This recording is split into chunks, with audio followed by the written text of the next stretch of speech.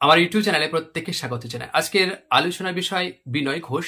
যেহেতু প্রাবন্ধিক হিসাবে বিনয় ঘোষের নাম সিলেবাসে রয়েছে, তো আমরা তার প্রত্যেকটি রচনা সম্পর্কে জানবো, অর্থাৎ তার প্রত্যেকটি রচনার তালিকাটা অবশ্য আমাদের জানার প্রয়োজন রয়েছে, এবং তার বিখ্যাত বিখ্যাত যে প্রবন্ধ গ্রন্থ সেগুলো থেকে দু চারটে তথ্য জানবো। কারণ এগুলো খুব একটা বেশি প্রশ্ন আসার সম্ভাবনা নেই যেটা মনে হচ্ছে, কারণ তিনি খুব একটা যে বিখ্যাত তা নয়। অবশ্যই বিখ্যাত, কারণ সিলেবাসে যেহেতু রয়েছে, কিন্তু আমরা পরীক্ষার ক্ষেত্রে তাকে অতটা গুরুত্ব দেব না, আমার ব্যক্তিগত মানে মতামত। তো আপনারা ভিডিওটি দেখুন এবং আজকের আলোচনা শুরু করছি। একটু ডিসপ্লের দিকে চোখ রাখুন। দেখুন, বিনয় ঘোষ জন্ম এবং জন্মস্থান 1917 খ্রিস্টাব্দের 14ই জুন কলকাতার মনোহর পুকুরে জন্মগ্রহণ করেন। পারিবারিক পরিচয় হচ্ছে বাবার নাম বিশ্বেশ্বর ঘোষ আর মায়ের নাম হচ্ছে সরস্বীবালা দেবী। আর ছদ্মনাম ভীষণ ইম্পর্টেন্ট, সেটা হচ্ছে কালপেঁচা ও শ্রীবৎস। এই কালপেঁচা ছদ্মনামে তিনি অনেক রচনা করেছেন, সেগুলো কিন্তু আমাদের জানার ভীষণ প্রয়োজন। এবার প্রবন্ধ গ্রন্থ বা প্রবন্ধ সংকলন সম্পর্কে জানবো। দেখুন, শিল্প সংস্কৃতি ও সমাজ, যেটা প্রকাশকালে 1940, এবং এই গ্রন্থটি লেখকের প্রথম মার্ক্সীয় সাহিত্য সমালোচনা, এবং এটি তার প্রথম প্রকাশিত গ্রন্থ, এটা মাথায় রাখতে হবে, প্রথম প্রকাশিত গ্রন্থ। আর নূতন সাহিত্য সমালোচনা, এটাও প্রকাশকাল 1940, এটি কিন্তু দ্বিতীয় মার্ক্সীয় সাহিত্য সমালোচনা গ্রন্থের পুনর্মুদ্রণ, এবং এটি কিন্তু তার দ্বিতীয় প্রকাশিত প্রবন্ধ গ্রন্থ। আর আন্তর্জাতিক রাজনীতি, এটা প্রকাশকাল 1941, এবং এটি একটি দ্বিতীয় মহাযুদ্ধের প্রারম্ভে আন্তর্জাতিক রাজনৈতিক বিষয়ে কয়েকটি ফ্যাসিজম বিরোধী রচনা সংকলন গ্রন্থ, এবং এই প্রবন্ধ সংকলনে 7টি প্রবন্ধ রয়েছে। এরপর হচ্ছে সোভিয়েত সভ্যতা, যেটা দুটি খণ্ডে, প্রথম খণ্ড 1941, দ্বিতীয় খণ্ডটি হচ্ছে 1942। এবং প্রথম খণ্ডে কী আছে দেখুন, যে বিষয়টা কি আসলে প্রবন্ধ গ্রন্থে, সোভিয়েত রাশিয়ার সামাজিক ও অর্থনৈতিক অগ্রগতির রাজনীতির ইতিহাস বিষয় নিয়ে রচিত।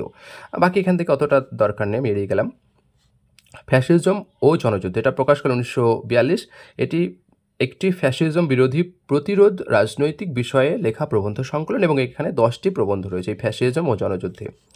তারপরে সোভিয়েত সমাজ ও সংস্কৃতি, এইটি সোভিয়েত, দেখুন, সমাজতান্ত্রিক সোভিয়েত রাশিয়ার রাজনীতির সমাজ ও সংস্কৃতি নিয়ে আলোচনা হয়েছে।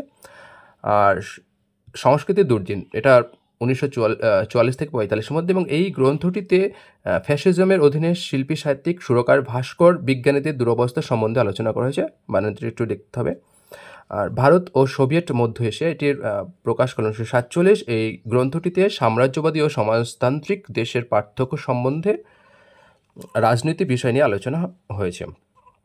এরপরে হচ্ছে সোভিয়েত বিরোধী চক্রান্ত, যেটা 1947 থেকে 48-এর মধ্যে। এই গ্রন্থটি সমাজতান্ত্রিক সোভিয়েত রাশিয়ার বিরুদ্ধে সাম্রাজ্যবাদী দেশগুলির রাজনীতির চক্রান্ত কাহিনী নিয়ে রচিত। বাংলার নবজাগৃতি, এটা 1948 সালে। এই গ্রন্থটিতে বাংলার নবজাগরণের পুনর্মূল্যায়নের আলোচনা সংযোজিত হয়েছে। এবার বরণীয় বাঙালি, এই গ্রন্থটি বাংলার শিক্ষা সংস্কৃতির ইতিহাসে স্মরণীয় 6জন কৃতি পুরুষের জীবন কথা বিষয় নিয়ে রয়েছে। তো ভীষণ একটি ইম্পর্টেন্ট, এটা পরীক্ষায় দিতে পারে। আর সব থেকে যেটা ইম্পর্টেন্ট সেটা হচ্ছে কালপেঁচার নকশা, এটা 1951 সালে, এবং এই গ্রন্থটি কালপেঁচা ছদ্মনামে তিনি রচনা করছেন, এবং এটি কিন্তু প্রথম, মানে তিনি এই প্রবন্ধ গ্রন্থতে প্রথম কালপেঁচা ছদ্মনামটি ব্যবহার করছেন। এটা অবশ্যই ইম্পর্টেন্ট আপনাদের জন্য। এরপর হচ্ছে বিদ্যাসাগর ও বাঙালির সমাজ, এটি কিন্তু 3টে খণ্ডে লেখা। প্রথম খণ্ড 1957, দ্বিতীয় খণ্ড 1957, মতান্তরে 1958, এবং তৃতীয় খণ্ড 1959। এবং এই গ্রন্থটিতে 19 শতকে যে বাংলার সামাজিক ইতিহাসের পটভূমিতে লিখিত ঈশ্বরচন্দ্র বিদ্যাসাগরের জীবনচরিত বর্ণিত হয়েছে, এবং এটি কিন্তু তার পিতা বিশ্বেশ্বর ঘোষকে কিন্তু উৎসর্গ করছেন। এটা আর বাকি অলরেডি তো এখানে প্রথম খণ্ড, দ্বিতীয় খণ্ড, তৃতীয় খণ্ডের প্রকাশকাল বললাম। কালপেঁচার দু কলম, এই গ্রন্থটি কিন্তু কালপেঁচা ছদ্মনামেই লেখা, এবং এই প্রবন্ধ, মানে এই গ্রন্থটিতে 19টি প্রবন্ধ রয়েছে, এটা ভীষণ ইম্পর্টেন্ট। আর কালপেঁচার রম্য রচনা সংগ্রহ, এই সংকলন গ্রন্থটি তিনি কালপেঁচা ছদ্মনামে রচনা করছেন, এবং এখানে কিন্তু দেখুন কালপেঁচার নকশা, কালপেঁচার বৈঠক এবং কালপেঁচার দু কলম, এই 3টি প্রবন্ধ গ্রন্থ এখানে একত্রে সংকলিত হয়েছে। আর কলকাতা কালচার, এটা ভীষণ ইম্পর্টেন্ট, এবং এই গ্রন্থটিতে কলকাতা শহরে কালচার বা সমাজ ও সংস্কৃতি বিষয়ে বর্ণিত হয়েছে, ভীষণ ভীষণ ইম্পর্টেন্ট। মানব সভ্যতার ধারা, এর একটি পাঠ্যপুস্তক। আর এই পাঠ্যপুস্তক গ্রন্থটি মানব সভ্যতার যে প্রাচীন ইতিহাসে ভারতের ভূমিকা বিষয় নিয়ে রচিত। জনসভা সাহিত্যটা ভীষণ ইম্পর্টেন্ট একটি গ্রন্থ। এই গ্রন্থটিতে সাহিত্যিক, প্রকাশক, পাঠক, মুদ্রণ শিল্প ইত্যাদি বিষয় নিয়ে ঐতিহাসিক আলোচনা হয়েছে। আপনারা চাইলে পরবর্তীকালে আমি বিনয় ঘোষ নিয়ে বিস্তারিত আলোচনা করবো। আমার একটু সময়টা পাইনি, কারণ এই কারণে যে এর থেকে তো বেশি প্রশ্ন আসে না। আপনারা চাইলে বিস্তারিত বললে আমি বিস্তারিত বানিয়ে দেবো। পশ্চিমবঙ্গের সংস্কৃতি, এটা কিন্তু তার মাতা সরস্বীবালাকে উৎসর্গ করে, এবং ভীষণ ইম্পর্টেন্ট, 1957 সালে প্রকাশিত, এবং প্রথম খণ্ড, দ্বিতীয় খণ্ড, তৃতীয় এবং চতুর্থ খণ্ড এই 4টি খণ্ডে কিন্তু এটি রচিত। দেখুন, প্রথম খণ্ডে বর্ধমান, বীরভূম, বাঁকুড়া ও পুরুলিয়া জেলার ইতিহাস ও সংস্কৃতি বর্ণিত হয়েছে। দ্বিতীয় খণ্ডে মেদিনীপুর, হুগলি, হাওড়া জেলার মানে কি হচ্ছে ইতিহাস ও সংস্কৃতি। তৃতীয় খণ্ডে মুর্শিদাবাদ, নদিয়া ও 24 পরগনা জেলার ইতিহাস ও সংস্কৃতি এবং বিভিন্ন বিশিষ্ট বর্ণিত হয়েছে এবং তার সঙ্গে সঙ্গে বিভিন্ন বিষয় পরিশিষ্ট হয়েছে, অর্থাৎ পরিশিষ্টর সঙ্গে যুক্ত রয়েছে। চতুর্থ খণ্ডে এটা হচ্ছে আঞ্চলিক পশ্চিমবঙ্গের বিভিন্ন জেলার মানে প্রকাশিত 3 খণ্ডে আলোচিত বিভিন্ন সাংস্কৃতিক বিষয়ের মানে তাত্ত্বিক বিশ্লেষণ হয়েছে। এটা ইম্পর্টেন্ট, প্রথম কোন কী খণ্ডে কী রয়েছে, সবচেয়ে বেশি কাকে উৎসর্গ এবং প্রকাশকাল। কালপেচার বৈঠকে দেখুন, এই গ্রন্থটি কালপেচার ছদ্মনামে লেখা 17টি প্রবন্ধ রয়েছে এবং রাজশেখর বসু এই গ্রন্থের উচ্চ প্রশংসা করেছে। সমাজবিদ্যা এটি একটি প্রকাশকাল 1958, এটি একটি পাঠ্যপুস্তক এবং এই গ্রন্থটি 1958 খ্রিস্টাব্দ থেকে 1975 খ্রিস্টাব্দ পর্যন্ত একাধিক সংস্করণ প্রকাশিত এবং এই পাঠ্যপুস্তকটি সমাজবিদ্যা বিষয় নিয়ে রচিত। যুব কল্যাণ, এটা প্রকাশকাল 1959 এবং এটি যুব কল্যাণ বিষয়ে সহজপাঠ্য একটি সামাজিক রচনা এবং এই গ্রন্থটি কিন্তু ইউনেস্কো পুরস্কার পাচ্ছে। এরপর হচ্ছে বিদ্রোহীটি রয়েছে, এটা 1961, কিন্তু এটি তার প্রথম রচিত গ্রন্থ। ভালো করে বুঝুন, প্রথম রচিত মানে অনেক আগে তিনি লিখছেন, আর প্রকাশিত অলরেডি আমরা প্রথমেই জানিয়েছি। তাহলে রচিতর সঙ্গে কিন্তু এটা গুলিয়ে ফেলবেন না, তাই এটা কিন্তু প্রথম রচিত, ডিরোচিওর। তারপরে টাউন, কলিকাতা 1961 প্রকাশকাল। তারপরে যার জন্য আমরা খুব তাকে চিনি সেটা হচ্ছে সাময়িক পত্রে বাংলার সমাজচিত্র, এটা তো 7টি খণ্ডে টোটালে বিভক্ত। দেখুন, প্রথম খণ্ডে কী কী বিষয় নিয়ে আলোচনা হয়েছে, সংবাদ প্রভাকর পত্রিকা নিয়ে। দ্বিতীয় খণ্ডে সংবাদ প্রভাকর পত্রিকা। তৃতীয় খণ্ডে 19 শতকের কয়েকটি প্রাচীন পত্রিকা নিয়ে। চতুর্থ খণ্ডে তত্ত্ববোধিনী পত্রিকা। পঞ্চম খণ্ডে তত্ত্ববোধিনী এবং ষষ্ঠ খণ্ডে বেঙ্গল স্পেক্টেটর। সপ্তম খণ্ডে বাংলার সামাজিক ইতিহাসের ধারা। এবার এখানে আপনাদের কী ধরনের প্রশ্ন আসতে পারে, হয়তো বললো যে দ্বিতীয় খণ্ডে সাময়িক পত্রে বাংলার সমাজচিত্র, দ্বিতীয় খণ্ডে কোন পত্রিকা নিয়ে আলোচনা হয়েছে, এইগুলো থেকে একটা প্রশ্ন কিন্তু দিলেও দিতে পারে। তারপরে সুতানুটি সমাচার, এটা 1961। তারপরে ভারত জনের ইতিহাস, এটি কিন্তু 1962। এটি একটি মানে পাঠ্যপুস্তক এবং এই পাঠ্যপুস্তকটি 1962 থেকে 1976 সালে একাধিক সংস্করণ প্রকাশিত, এটা অতটা ইম্পর্টেন্ট নয়। ধারা, বাংলার সামাজিক ইতিহাসের ধারা 1968, এই গ্রন্থটিতে পশ্চিমবঙ্গের সমাজ ও সাংস্কৃতিক ইতিহাস বর্ণিত হয়েছে। তারপরে বাংলার বিদ্যুৎ সমাজ, এটা ভীষণ ইম্পর্টেন্ট, প্রশ্ন থেকে কিন্তু দিতে পারে, এটা 1973 সালে প্রকাশিত। এই বইটি কার লেখা দিতে পারে, এই গ্রন্থটি বাংলার বুদ্ধিজীবীদের অতীত বর্তমান ইতিহাস নিয়ে রচিত। তারপর হচ্ছে মধ্যবিত্ত বিদ্রোহ, এই গ্রন্থটি মধ্যবিত্ত শ্রেণীর বিদ্রোহ নিয়ে রচিত এবং 1973 সালে প্রকাশিত। কলকাতা শহরের ইতিবৃত্ত, এটাও ইম্পর্টেন্ট। আপনাদের কাছে একটি প্রশ্ন থাকলে হচ্ছে কলকাতাকে কেন্দ্র করে সবথেকে বেশি কে বই লিখেছেন, আপনারা অবশ্যই না জানলে কমেন্ট করে জানান, আর জানলেও কমেন্ট করে জানান, আমি তাহলে না পারলে বলে দেবো। তারপরে মেট্রোপলিটন মধ্যবিত্ত বিদ্রোহ, এটা ভীষণ ইম্পর্টেন্ট। এটিও কিন্তু আধুনিক জীবন ও সমাজের বিভিন্ন বিষয় নিয়ে রচিত বিজ্ঞানসম্মত রচনার সংকলন, এটা কিন্তু পরীক্ষা দিতে পারে। বাদশাহী আমল, এটাও হয়তো দিতে পারে, অনেকে হয়তো শীর্ষেন্দু মুখোপাধ্যায় বলে ভাবতে পারে, যেহেতু শীর্ষেন্দু মুখোপাধ্যায় ঐতিহাসিক বিষয়গুলো বেশি লিখতেন। এই গ্রন্থটি ফ্রাঁসোয়া বার্নিয়রের ভ্রমণ বৃত্তান্ত অবলম্বনে লিখিত মুঘল যুগের বাদশাহের জীবন ও সমাজের কাহিনী নিয়ে রচিত, এটা কিন্তু পরীক্ষা আসতে পারে। তারপরে অটোমেটিক জীবন ও সমাজ, প্রকাশকাল 1978 এবং এই গ্রন্থে মানে বিভিন্ন বিষয় নিয়ে প্রবন্ধ রয়েছে। প্রথম খণ্ডটি সংকলনটি 1978 সালে প্রকাশিত। বাংলা লোকসংস্কৃতি ও সমাজতত্ত্ব, এটা 1979 খ্রিস্টাব্দে প্রকাশিত। এটি বা লোকসমাজ ও সংস্কৃতি এবং সমাজের বিভিন্ন তত্ত্ব নিয়ে রচিত। এখানে হয়তো আপনাদের কাছে বোরিং লাগতে পারে, কিন্তু তার প্রত্যেকটি রচনা অবশ্যই জানার দরকার, কারণ কখন কী দেবে তার ঠিক ঠিকানা নেই। মেহনত ও প্রতিভা, এটি 1979। নববাবু চরিত, এটাও ভীষণ ইম্পর্টেন্ট, এটা দ্বিতীয় মহাযুদ্ধকালীন সমাজের পরিবর্তনের বিবরণ রয়েছে এই গ্রন্থে। জনসভার সাহিত্য, বিভিন্ন জনসভার কাহিনী এবং সাহিত্য নিয়ে এই গ্রন্থে রচিত হয়েছে।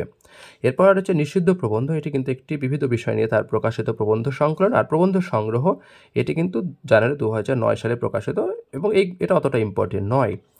আর এটা দেখুন, অটোমেটিক জীবন ও সমাজ এবং মেহনত ও প্রতিভা প্রবন্ধের সমস্ত প্রবন্ধগুলির সংকলন গ্রন্থ এবং এটি তার মৃত্যুর পর প্রকাশিত প্রবন্ধ সংগ্রহ। অর্থাৎ কোনটা বলছি বলুন তো, এই যে প্রবন্ধ সংগ্রহ যেটি। এবার উপন্যাস, তার একমাত্র উপন্যাসের নাম হচ্ছে 304, এটা তার একমাত্র প্রকাশিত উপন্যাস। তাহলে উপন্যাসটি অবশ্যই ভালো করে মাথায় রাখুন, কারণ এটি পরীক্ষা দিতে পারে যে 304 উপন্যাসটি কার, এই ধরনের একটু কেমন ধরনের নাম হয়তো আপনারা গুলিয়ে ফেলতে পারেন। তারপরে হচ্ছে দেখুন গল্প সংকলন গ্রন্থ, তার একটি গল্পের সংকলন পাওয়া যাচ্ছে, ডাস্টবিন, 1980 সালে প্রকাশিত। এই গল্প সংকলন গ্রন্থটি পূর্বেকার বোধন গল্প সংকলনের গ্রন্থের নতুন দ্বিতীয় সংস্করণ এবং এই গ্রন্থটি বিস্তৃত ভূমিকা সহ রচিত হয়েছে এবং এই গল্প সংকলনে মোট 12টি গল্প রয়েছে এবং উৎসর্গ হচ্ছে প্রিয় ডাশউড, কুকুর ভিটের এই উদ্দেশ্যের ডিটের উদ্দেশ্যের এটি কিন্তু উৎসর্গ করছেন। নাটক একমাত্র পাওয়া যাচ্ছে ল্যাবরেটরি এবং ভারতীয় গণনাট্য সংঘ এবং ল্যাবরেটরি নাটকটি অভিনীত হয়েছিল। সম্পাদিত গ্রন্থ তিনি কয়েকটি গ্রন্থের সম্পাদনা করছে, পরীক্ষা দিতেই পারে, কখনো কখনো দেয়। ভারতবর্ষীয় উপাসক সম্প্রদায় এটি একটি তার সম্পাদিত গ্রন্থ, আর এটি হচ্ছে সাহিত্যিক অক্ষয় কুমার দত্তের যে তার গ্রন্থ সেটাকে নিয়ে তিনি কিন্তু সম্পাদনা করছে, বাকি পড়ার দরকার নেই। গুরুত্বপূর্ণ কিছু তথ্য দেখুন। প্রাবন্ধিক বিনয় ঘোষ ছিলেন নবনাট্য আন্দোলনের পথিকৃৎ। যুগান্তর, আনন্দবাজার পত্রিকা, বসুমতী, পরিচয়ের দেশ, শনিবারের চিঠি, অলকা, চতুরঙ্গ, তত্ত্ব কৌমুদী, বিশ্বভারতী পত্রিকা, উত্তরসূরি, অরণি, এখন প্রভৃতি পত্রিকা তিনি প্রবন্ধ লিখতেন। সাংবাদিকতা, বিভিন্ন সাংবাদিক হিসেবে তিনি বেশ কয়েকটি পত্রিকার সঙ্গে যুক্ত ছিলেন। দেখুন, নেতাজি সুভাষচন্দ্র বসুর সাপ্তাহিক ফরওয়ার্ড এই পত্রিকার সঙ্গে, তারপরে যুগান্তর পত্রিকার সঙ্গে, তারপরে দৈনিক বসুমতী পত্রিকার সঙ্গে এবং সাপ্তাহিক অরুণী পত্রিকা, এইগুলো পত্রিকার সঙ্গে তিনি কিন্তু যুক্ত ছিলেন। পুরস্কার লাভ 1959 খ্রিস্টাব্দে কিসের জন্য? দেখুন, পশ্চিমবঙ্গের সংস্কৃতি এই প্রবন্ধ গ্রন্থের জন্য কিন্তু তিনি রবীন্দ্র পুরস্কার পাচ্ছেন 1957 সালে।